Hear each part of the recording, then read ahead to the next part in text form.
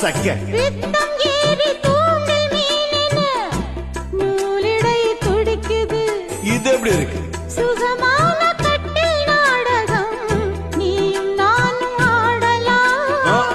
வெள்ளி வானில் தோன்றும் மட்டிலும் வெட்டமின்றி கூடலாம். அப்படி போடு. உன்னை பார்த்து நான் சொக்கி போகிறேன்.